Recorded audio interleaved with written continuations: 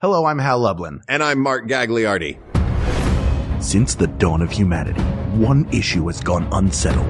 With the fate of the world in the balance, we're here to settle, once and for all. Clean Slate 18? That's right. Don't worry, everyone. We got this. Podcast should have a theme song. Podcast should not have a theme song. Yes, they should. No, they shouldn't. They sound good. Yeah, but people are just going to skip past it. You know what? You're right. We got this. Hal, here we are. Clean Slate 18? Are Yes. you kidding me? This is real. This is actually happening. We made it this far. Wow. I have 8 topics that we both selected. It's not like a lot of times I'll surprise you, but this time you started looking before me and sent me a bunch of them, and I said, these look great. I added a couple more. We normally have a thing where people will suggest, the same people will suggest a lot of clean slate topics. So we'll wind up having the same person's name show up 2 or 3 times in a single episode. Not the case this time. 8 different people, 8 different topics. Wow. Well, you know what? It's nice to spread it around a little. That makes me happy. You all get love. Let's jump right in. Let's do it. This slate. All right. I think that people will be able to tell also that I picked some of these because there's some weird ones in there. Oh, here's a fun game for all of you at home. See if you can figure out which ones Mark picked and which ones I added. There are only a few that I added. I think I added, let's see. 3 or 4? I added 3 of them. All right. Let's do this. All right. Up first, Jell-O or pudding? This is from John Rondello. John Rondello asks, Jell-O or pudding? Yes. First thoughts, Hal? I don't like pudding. Because Do you like Jell-O? I do like Jell-O. Yeah. I like a good Jell-O, although here's the exception. Okay. And I feel like this might make me weird. The only pudding I like is rice pudding, which is the grossest looking of all the puddings. I guess I get confused with rice pudding and tapioca pudding because they both have, gunk in them. Yeah. So I guess pudding is just gunk in and of itself, but they have there's texture to it. It's like flavored mucus. Yeah, exactly. Now, rice pudding usually it's a tapioca or rice pudding that has the very specific vanilla-ish flavor with nutmeg or something on top of it. You know what I'm talking about? It's a very specific way of serving it. Rice pudding, you put some cinnamon on top of it. Cinnamon, Maybe that's what you're thinking of. And it'll have raisins in it sometimes. That's rice pudding. Yes, that's rice pudding. All right. I actually like rice pudding. I don't mind rice pudding. Look, I'm a pudding guy, but pudding for me, you gotta, jazz it up a little bit. You gotta put something else in there. For me, growing up in Tennessee, it was always vanilla pudding. I know some people use banana pudding, but we use bananas otherwise. Sure. So it's always, line a bowl with vanilla wafers. Sure. Slice up some banana and mix it with some vanilla pudding and plop it into the bowl. Then put some vanilla wafers on top. That is, in my opinion, the perfect dessert. It's a very good dessert. I like it a lot. I didn't have it until I married a woman from the South. There you go. What's her town called? It's, Florala?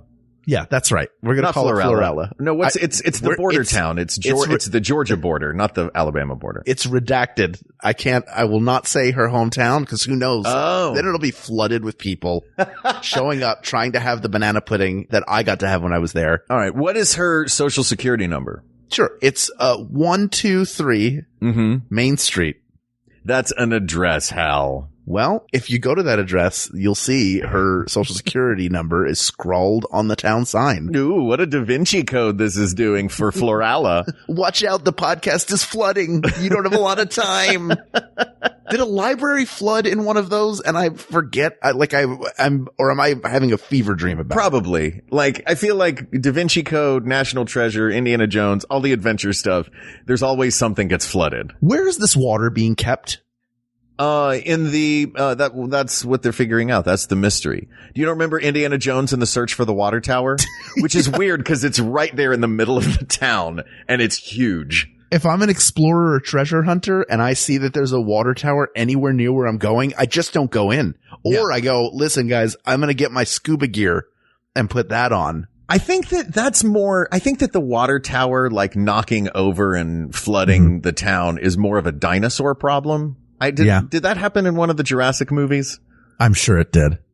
I just remember the 76 sign or I don't know. I'm starting to sound like an old man vaguely remembering movies. We're not here to talk about that. We're here to decide between pudding and, we're not looking for secret social security numbers or banana puddings. And that's even I don't even think that wouldn't be a reason why banana pudding wins, right? No, because you need the cookies and the actual bananas. Yeah, the best pudding is pudding that has stuff added to it. Except for a good chocolate pudding I really like. That said, for me, Jell-O is unique. It's fun. It doesn't need anything else. It's exciting. It's exciting. That I feel like I should be one of those critics that just says things so that it'll be on movie trailers. Those critics that you're like, oh, that guy from Ain't It Cool News loved it from back in the day. Dashing escapade.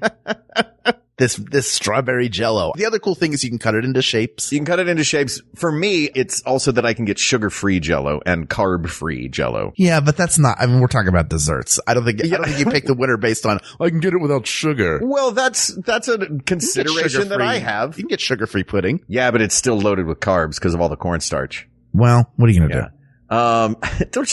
Don't you dismiss my dietary needs? I would never. How dare you? I would never do that. I do think I like Jell-O with some Cool Whip or whipped cream on it, but I'm more likely to I can eat it just as it is. I could make a whole packet of it, which fills a giant mixing bowl and just eat the whole thing and enjoy, I enjoy it just as it is. It's really it's fun to sort of swallow it whole. It's fun to let it dissolve back into liquid in your mouth. I just find it a more pleasurable experience to eat it. And it is a snack almost everybody can enjoy, although it is not kosher. And it is, it's made of hooves. Yeah. Once you get past the idea that you're eating cow and horse feet, then you got smooth sailing. I mean, that's a strike against Jell-O, is that it is not kosher and is made out of hooves. Yeah. That said, it has made many a person in a hospital feel better. Yeah. I think we got to go with Jell-O. I'm going to go with Jell-O on that one. Asked and answered. Answered. There it is. Thank you for that one, John. Thanks, John. Next is from Cassandra. All right, Cassandra, what do you got for us? Butcher, baker, or candlestick maker? Wonder which one of us picked this one. Will be a mystery, could be sealed, and it'll be found at a later date. We'll never know for sure. This one made me laugh. Did you just like it because it's silly? I like the silly ones. Yeah. Did you also have a thought about it? Sure. The baker. Clearly. Because he makes cookies. Well, yeah, he makes cookies and breads. Could be a woman or non-binary. They make cookies and pies and bread and all sorts of sustenance. The butcher does the same thing, but you also have, if it's just the butcher and not the chef, then you're still going to have to do some work cooking. You go to the baker and it's already done. You can walk out of the baker's bakery and just start gnawing on what you ordered. You can't walk out of the butcher shop and already be gnawing on what you ordered. And if you did, you would be, a bit carnivorous for my taste. Yes. Sure. Perhaps it's midnight on the full moon and you just went to the butcher shop and you were like, I need whatever raw. Yeah, you had chained yourself down in the basement, but your heart wasn't really in it, so you were able to get out pretty easily. Yeah, exactly. And you can bounce back and forth. You were hungry, but you didn't want to have to deal with all the hair that comes from just taking a victim. I'll just head over to the butcher. And also, there's a lot of vegetarians. Well, also the baker, their place will smell the best. Oh, yeah. Like the candlestick makers, candle shop. I like a scented candle. Yeah. Don't get me wrong. But if you go into try to go into Yankee Candle Company at your local mall, if they still exist, and breathe in. And then an hour later, when they wake you up, you'll know what I'm talking about and why you don't want to go to their place. It's pretty strong.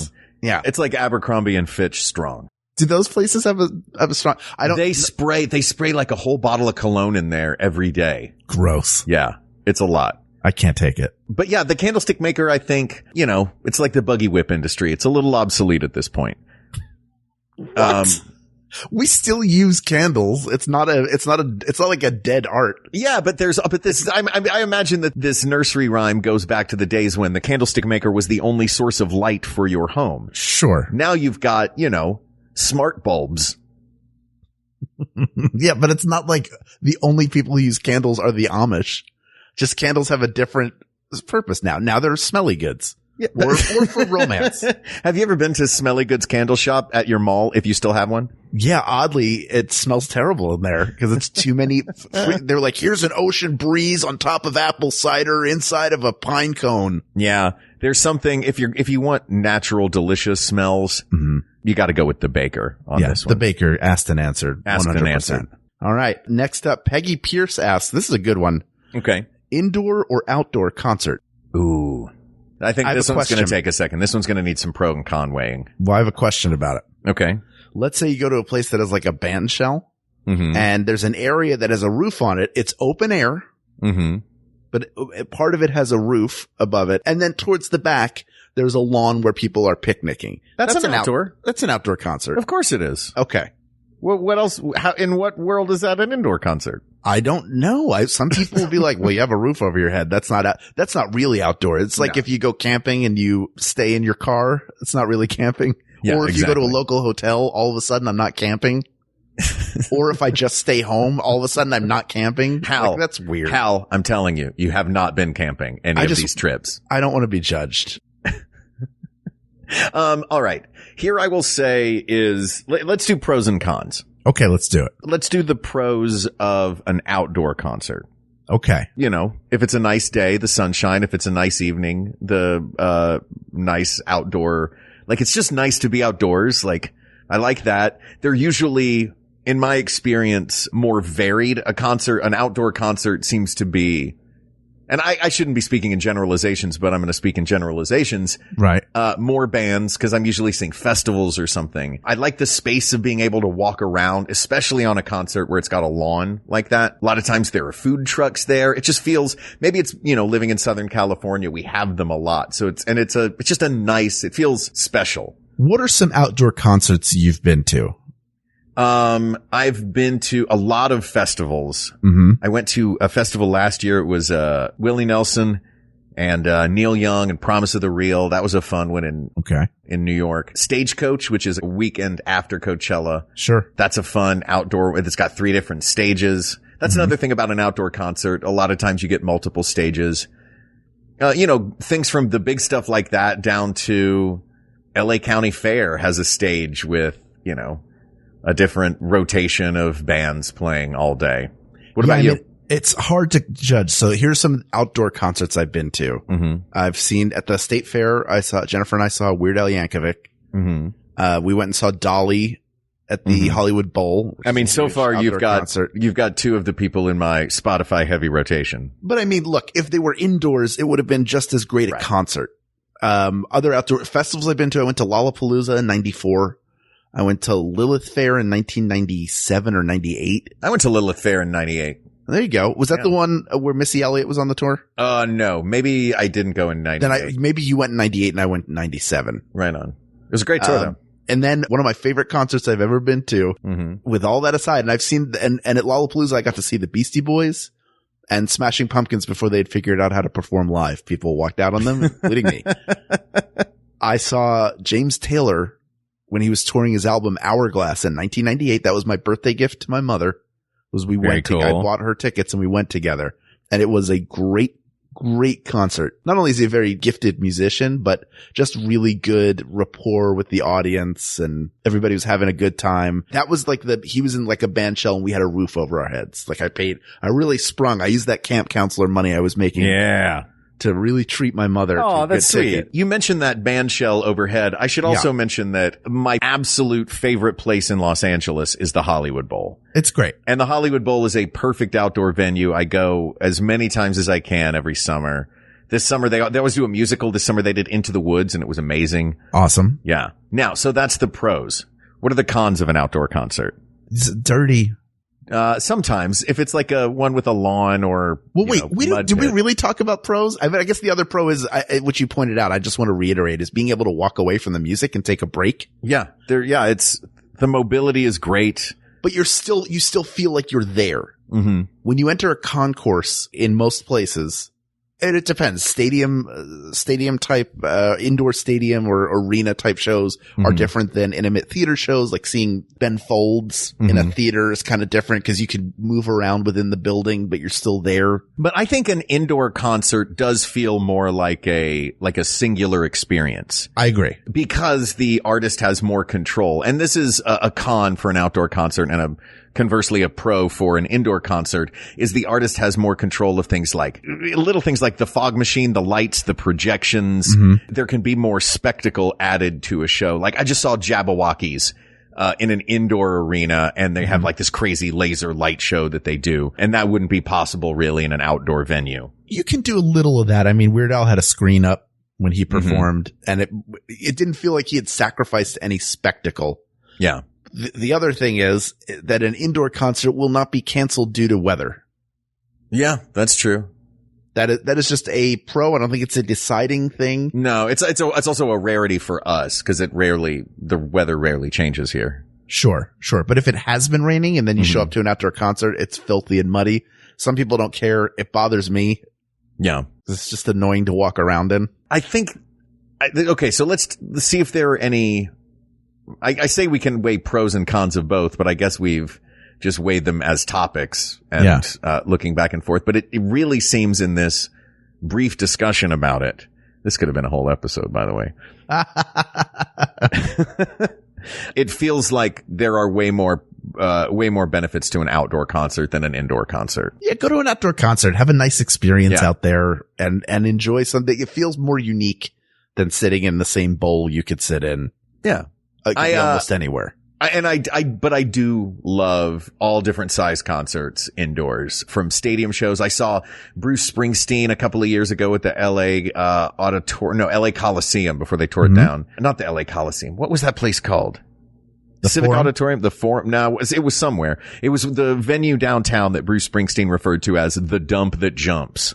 But it was amazing. It was one of those life-changing experiences to see the boss live. Yeah. And I love seeing shows at Largo and at Dynasty Typewriter. I've seen concerts there and the Troubadour and all these great rock and roll venues in Los Angeles. Sure. That said, there's something really special about it just being outdoors for a show. Yeah. The other drawback to an outdoor concert, and this is some outdoor concerts, not all. The ones that are in like the Hollywood Bowl, of course, you have a place to sit down. But other ones like Lollapalooza or Lilith Fair, bring a blanket or some towels and find some ground that you're going to sit on, which is not the most ideal. Right. Like I think the novelty of that wears off in very short order.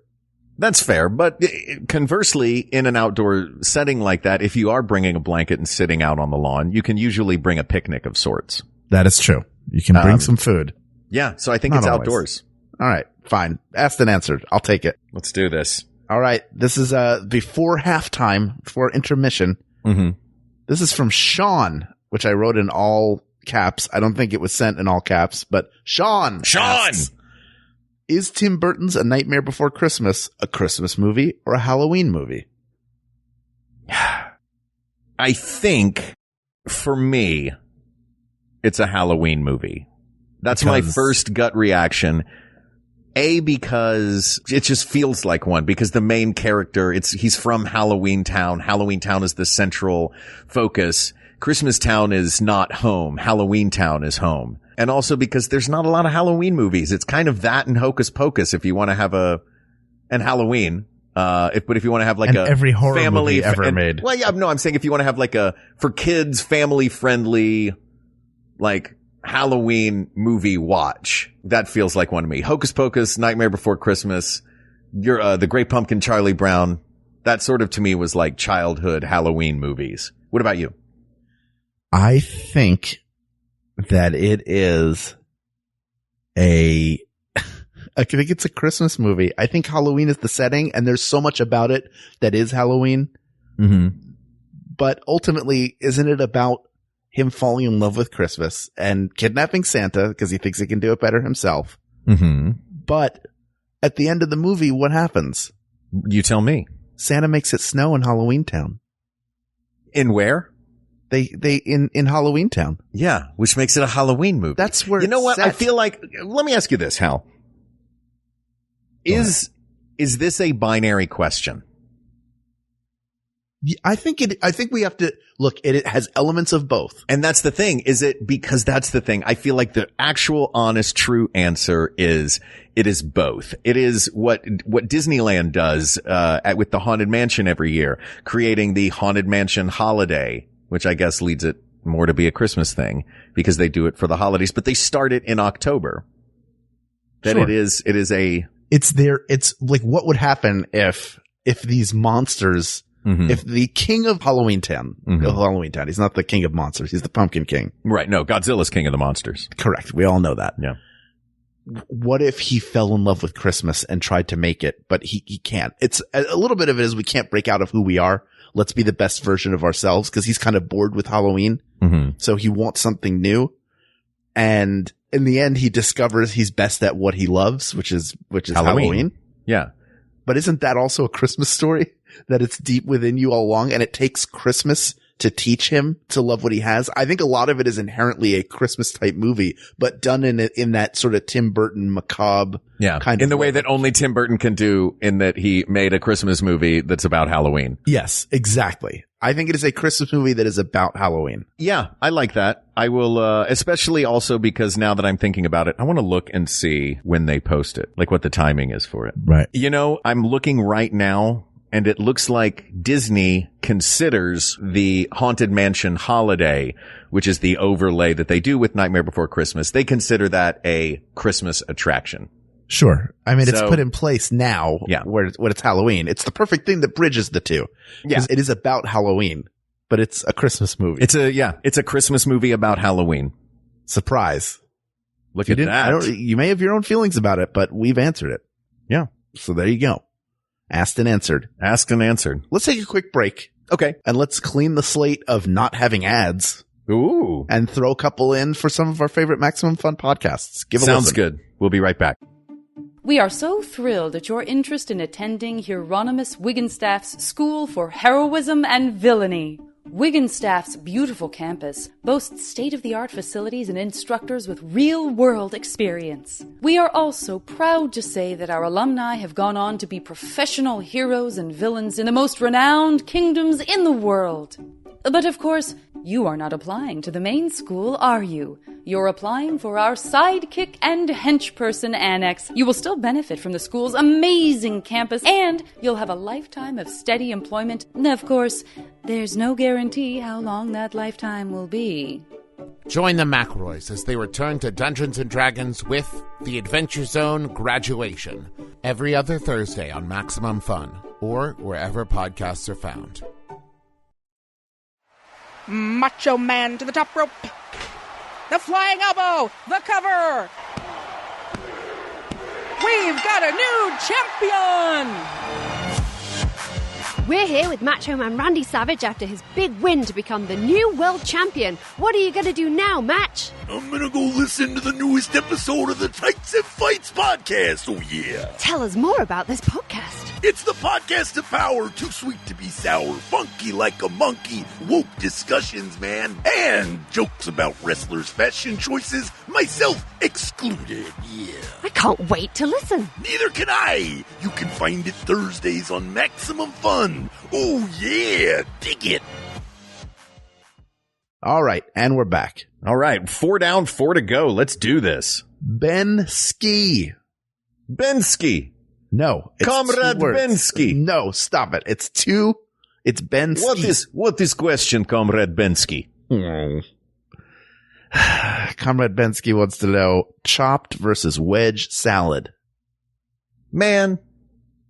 Come on, Bensky. A chopped salad is clearly the superior salad. Yeah, I mean, how often I think the first time I ever got, I love Caesar salad. Mm-hmm. And the first time I ever got it where they were like, here's an entire romaine plant. We just drizzled so we washed it off. We got the roots out of there and we drizzled our Caesar dressing, which is very nice on it. And because it's a very good dressing, we didn't give you enough. And now you figure out how to eat it. Yeah. That's what a wedge salad is to me. It's like, it's a salad that's pretending to be a steak. Yeah. It's just like a big hunk of iceberg usually, isn't it? I haven't seen it as romaine. I've seen, big iceberg or whole romaine leaf. The wedge is a wedge of of iceberg, but they're similar salad. I'm saying it's a similar idea. Similar salad, yeah. You have to chop it up. What are you supposed to do? Pick it up with your hands and eat it like it's a piece of watermelon? Yeah, and the wedge salad is... Can I do that? I don't know how. Could I go to a restaurant and get a wedge salad and ask them to chop it up? No, and eat it like I'm eating like when I have a slice of watermelon. Just like hold it up. You mean put your hands behind your back and bury your face in it so you can be the first one done? Yeah. Can I do that in a restaurant? Would that be weird? And then if they come over and say, people are complaining, sir, I go, well, you served it to me like this. Yeah. Clearly this is how you want me to eat it. Yeah. Why on earth would you give me a Prudential Mountain Rock of Gibraltar sized piece of salad, one salad chunk that I have to chop up? And there's very little choice involved in a wedge salad. It is a big old hunk of lettuce with blue cheese dressing drizzled on top. Yeah. You know what it feels like? It feels like to me the wedge salad is hearkening back to the Mad Men days when lunch was a cigar, a whiskey, and a giant steak. And someone was like, oh, you should have a salad with this. And they were like, what? All right, fine. Bring me a salad that looks like a steak, just a big hunk of lettuce, because guess what? I am not going to eat it anyway. Yeah. Meanwhile, the kids we want the kids to eat healthy. Here's a pork and liver mold with olives on top of it as a garnish. Cause we'll throw anything in a bundt cake mold. We can just press a bunch of hot dogs and get some of that Jell-O that won earlier. You know what? We could even get the pudding that lost earlier and put it in the bundt cake mold, and you'll sit there and eat it with the family eating giant steaks, and it's still better than a dumb wedge salad. I was looking at retro Christmas foods today. And I found one. Cause you're you. Cause I'm me. And I found a shrimp tree. Have you ever seen that? No, I've not seen a shrimp tree. You take paper and you staple it together into a cone, and then you put a bunch of parsley on it, and then you hang shrimp cocktail. You hang shrimp on it. So it's just a shrimp cone. Do you cut a bunch of holes in it? No. They're just sitting on there. But won't they just slide down the cone? I don't know how they hang them on there. There are a lot of unanswered questions from the picture, but you can tell, it's one of those where you can tell by that it's like one of the first pictures ever taken in color. Like that's how old it was. And that it was an idea. That's the wedge salad feels like that. Yeah. Like that Mad Men era. Like this is what we did back then. We didn't really know any better. We put mayonnaise on and in everything. Yeah. And I imagine that it does seem like mayonnaise would be the proper topping for the salad that nobody wants anyway. Exactly. Like, of course you could make that the dressing. Yeah. Cause that's that stuff that they would come up with in the middle of the century. Now they came up with some good stuff in the middle of the century. They did come up with, Watergate salad and they called it Watergate salad, I think in the Kraft book or whatever, but ambrosia salad's kind of the same where it's just marshmallows and pistachio pudding and, and orange in it. Yeah. Mandarin orange slices. And dishes named after people, Steak Diane and, Crab Louie, all those mid-century dishes. There's some fantastic stuff in there. The garbage wedge salad is not one of them. Yeah. It's a chopped salad. A chopped salad can be anything. Yeah. It's delicious. It's all the work is done. And guess what? The wedge is going to be chopped anyway. You're going to eat a chopped salad. You're just doing more work. Yeah. We're just, you know why the wedge salad is the wedge salad? Because the chef knows that nobody's going to eat it anyway. So they just, they're like, well, I'm going to put the minimal amount of work into this. Also, think of it from a business standpoint. You get one 10-cent head of lettuce. Who knows what you're getting it for bulk? That's 4 salads. Yeah. Yeah. That's 4 salads. Ugh. Garbage. Chopped salad. Chopped salad. How dare you, Ben? Paul Shepard asks, best artificial fruit flavor. Ooh. I made that noise like I was surprised, but I picked this one and put it on the list, and yet I was still in the moment surprised. Oh no, you ruined it. What? You said you picked it. People will be able to guess that one now. I think it depends for me on what the candy is. There's going to be one that crosses barriers, but some are specific to certain candies. Like Runts, I love the little banana Runts. But banana's a tough one to get right. And the funny thing is that artificial flavor is actually based on the flavor of a real banana. The Gros Michel, which means Fat Michael in French. What is a Gros Michel? Gros Michel was a type of banana that was grown, that was really prevalent, that doesn't really exist as much anymore. That is the flavor. That is what those bananas taste like. They're supposed to be those bananas particularly. Huh. Who knew? I mean, you just now, but that's right. Who knew?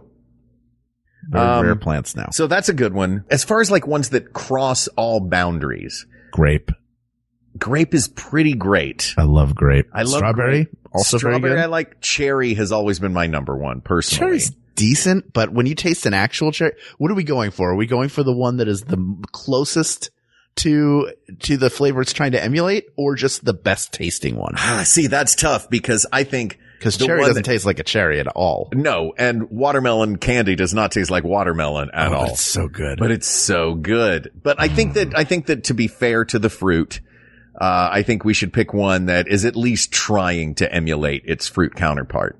Now, that said, part of it for me, I go back and I look at the original fruit flavors of a bowl of Fruit Loops. And I think the 3 stars or 2 of the 3 stars for me are in that. And I'm talking the original, not once they added multiple new colors and all this. When I was a kid, now I sound like old man me again. Yeah. When I was a kid, there were 3 flavors. It was, cherry, orange, and lemon. I think there was a red one, an orange one, and a yellow one. And that was it. And for me, I think 2 of the 3 are in there. And that is orange because it tastes like it is. It's ubiquitous. It's very tasty. And it's always, it's got a good spot in the batting order. Mm-hmm. I also think that lemon is a great one. I will cede your point about cherry. And I would say that the top 3 for me are orange, lemon, and strawberry. I would probably go orange. I would probably pick those as my top 3 also. And of those, yeah, because I love, and you can get like fruit slices, those gummy fruit slices. Yeah. A lot of places they're just orange slices, but you can get multiple flavors, but the orange slices are the best ones. I love orange candies. I do love orange flavored. That's the one that, I guess the question is, what do you reach for? I reach for an orange lollipop. I reach for an orange lifesaver. Yeah. Give me that orange. I think it's the orange, man. It is the orange. Asked and answered. We got it. We got 2 more. 2 more. Let's do this. All right. We apologize that this is a short episode, but you've got stuff to do. We don't apologize. I know. I feel bad. I feel bad when they're short sometimes. No, don't feel bad. I know. You're also the one who's like, we gotta be pretty quick about this. I got somewhere to be. Yeah, but we kept screwing up and having to re-record. Well, it's fine. Yeah. It is what it is. Yeah, Amy Schneider wants to know the best way to sleep. In a bed. Boo. I'm just kidding. Boo. All right. The big 3 are side, stomach, back, right? The only 3. I mean, maybe you sleep standing up. Some people hang like a bat. I don't know. Mm-hmm. I'll tell you what it is for me. Okay. It's side because sleeping on my back, snore central. Sure. Yeah. Doesn't bother me. I'm sleeping, but it's bothered others. Yeah. Same here. Cannot sleep on my back. I cannot get comfortable on my stomach. Stomach sleeping is weird. Like, you have to turn your head to the side. You do. And also, it's so, I feel bad for stomach sleeping sometimes because it does not get the respect it deserves. Cause I within the last few months have bought a mattress and in searching for the mattress, it always asks, are you a side sleeper or a back sleeper? And I'm like, there are stomach sleepers out there, man. Why are you not giving the stomach sleeper the respect? I guess, is that the same, sleep-wise as a back sleeper? Why don't you go next time you go just go into a mattress store and say, I'm a stomach sleeper. What should I sleep on? And see. You know what they'll say? What? They'll say, get out of my store. Yeah, they'll kick you out. Yeah. They won't let you. Divergent. They'll say, oh, we have a massage table. You want to sleep on that? Yeah. You know what? I would sleep on a massage table. Jennifer sleeps on her stomach sometimes. Yeah. I sleep on my stomach sometimes. It looks like somebody knocked her out. Like somebody punched her and she spun around and then fell out and then was laying there with her head to the side, knocked out. It looks like a knocked out boxer. So stomach is out. Sorry, stomach. We tried to show you respect, but you don't deserve it. I also like a side sleeper, although it's hard to pick. I feel like side sleeper, you move a lot more. Mm-hmm. I settle on one side, then I'm uncomfortable. I switch to the other side. But I'm definitely a side sleeper personally. I try to be a side sleeper because I know that I snore if I'm not. I like the feeling of my back when I'm sleeping on my back, but also there are two lovely ways to sleep. And I mean sleep, not like sleep with a person, but like actually sleep with a person. Okay. And that's the classic spooning, which both people are on their side. Yeah. And the laying on the chest, which one person is basically on their side. Yeah. So in 3 out of 4 sleeping positions with another person in the room, side sleeping. It's side sleeping. Yeah. I agree with you. It is side sleeping. All right. Asked and answered. Asked and answered. Thank you, Amy. Thanks, Amy. All right. One last one. One last one. Let's do this. I realize that now I've just repeated what you've said like 3 times in a row. Thanks, Amy. Thanks, Amy. Last one. Last one. I'm so glad that you're the little dog to my Spike, the bulldog. Hey, Spike, where are we going, Spike? What do you want to do, Spike? You want to throw this ball around? Nah. Yeah, we don't want to throw a ball around. We don't want to throw a ball around. That's dumb. Okay, Bryce asks, sitting or standing? I wonder who. Let me think. Who could have picked this? So let me start with my argument is going to sound ableist, and I don't mean for it to. So this is for people who don't have the choice. You do you, and we've got your back. That said, you can only move forward if you're standing up. Right? Like standing up is the. That's not moving. That's moving. You can't take that into it. What's better, standing up or sitting down? There's a kinetic energy in standing up. I like the energy of standing up. You know, like when someone's giving an impassioned speech, the part that's most passionate, they stand up for. Uh-huh. You know what I mean? Uh-huh. Also, it's like a body at rest will stay at rest. And I find sometimes if I sit on a super comfy couch, I will not get up for a while. And I have stuff sitting? to do.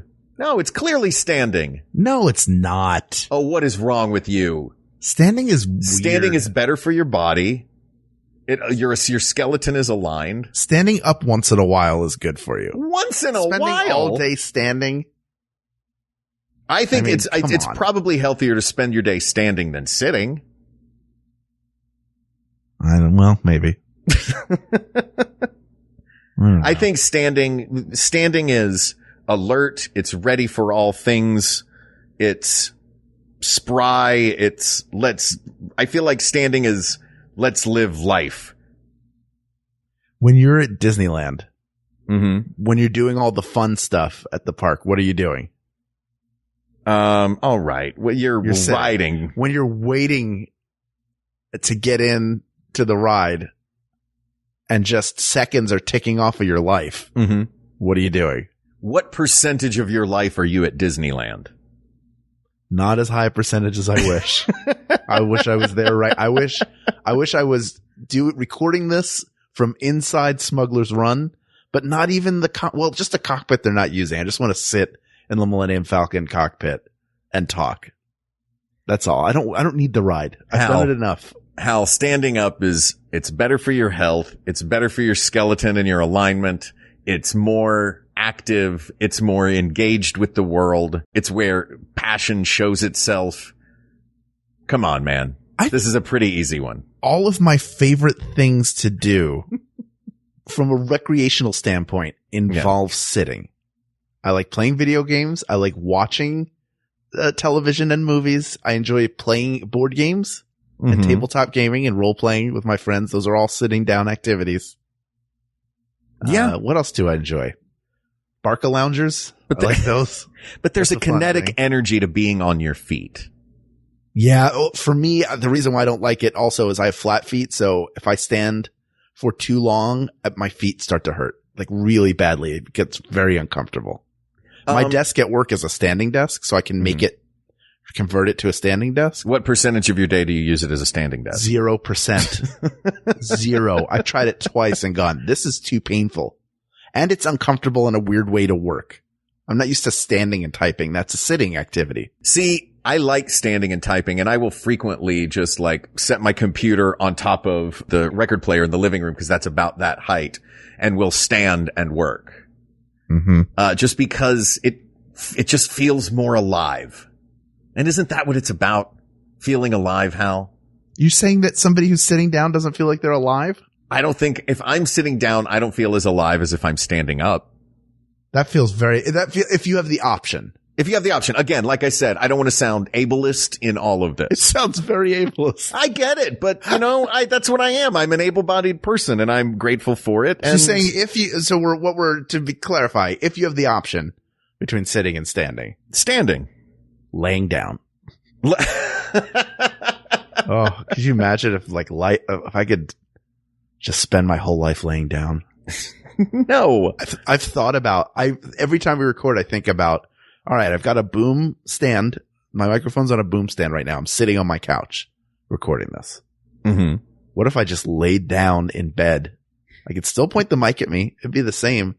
How much better would it be if I did that? I get that it's not as much energy. There is like a get on your feet, move around, energy to it. I just enjoy it. I also feel like sitting is more inviting. Let me just throw a few things out at you. You throw them. Standing lowers your risk of heart disease. Standing lowers your risk of type 2 diabetes. Standing lowers your long-term mortality risk. Standing reduces the risks of cancer. Standing can help or ease chronic back pain. Standing helps increase energy levels and improve mood. That's a big one. Standing while working boosts productivity. And standing while working helps tone muscles. When did you jump into the pocket of big standing? I'm just saying, it seems health-wise. And look, I just turned 40. I'm thinking about these things now. For once. Man, I've been 40. It's fine. Hal, come on. Rise up, my brother. Rise up. Curious, just before. Hold on. Hey, Jennifer? Can you come here for just a second? I will let this. I'm going to see what she says. Okay. I'm very curious. Well, my darling wife, who I love so much. Are you outsourcing your decision making? I'm not outsourcing. When was the last time Ruth Bader Ginsburg asked her husband to weigh in? Because you come with these arguments, and I feel like I'm crazy. I feel like I'm an insane. I feel like I've lost my mind. Why do you feel like you're an insane person? And I want to speak to a rational person whose opinion I trust 100%. Jennifer. Oh. We are on our last topic of this clean slate. We are trying to decide whether sitting is better than standing. Can you give me your thoughts? Hold on. I'm going to turn the mic over to you. Hello, everybody. Hi, Jen. I think it depends on what you're doing. Whether sitting or standing is better. It's definitely a good idea for your health to do a lot of standing and walking, and to get up during the day and do some walking around, especially if you work at a desk or you work in a chair or you work at a table or you work on the couch. If you are able, then hop on up and stand up. Thank you, Jen. Well, this was a real bummer for me. Fine, it's standing. I love you, Jennifer. I love you too, Jennifer. All right. She solved it all. That's it. Right. It is. If you are able to stand. If not, do you? That's there is no REM song called Sit in the Place Where You Are. Now record a podcast. That famous movie is not called Sit and Deliver. I wish it was. Yeah. I'm teaching you to be casual about calculus. Get down, sit down for your rights. All right, fine. Fine. Standing wins, asked and answered. That is it. This slate is clean, Mark. You can travel abroad. Clean slate. For your work, for this your business. This is good because I had this slate, but I'm only allowed to bring so much into Canada.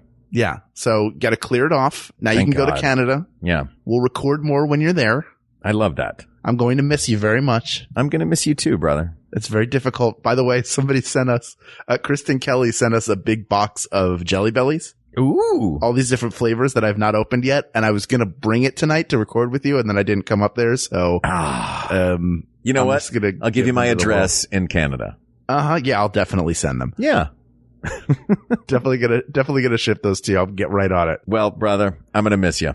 I will miss you too, but we will continue to record. That's right. We will not miss a week. We haven't done it yet, and we will not. And we're still going to have guests. We're going to do it all. That's right. We'll see. No difference in service to you. So if you would like to hear your topic on a clean slate or a full episode, there are many more topics out there for us to discuss. And you can send your topics to us on Twitter at We Got This Tweets, or check out the Maximum Fun subreddit, or you can email us at wegotThisPodcast@gmail.com, or go to our Facebook group. We get a lot of great topics on there, some of which you have heard on this very show. We mention it every time we do. That's at facebook.com/groups/We Got This Podcast. Thank you to producer Ken Plume, researcher Kate McManus, graphic designer Uri Kelman, and QA engineer Jen Alba. And thanks, of course, to our musicians, Jonathan Dinerstein and Mike Furman, for our score and theme song, respectively. And thanks to you, our listeners, for giving us a chance every week to sit down, or, you know what, stand up and talk about the things that are important to you. We don't stand up. We always sit. For Hal Lublin, I'm Mark Gagliardi.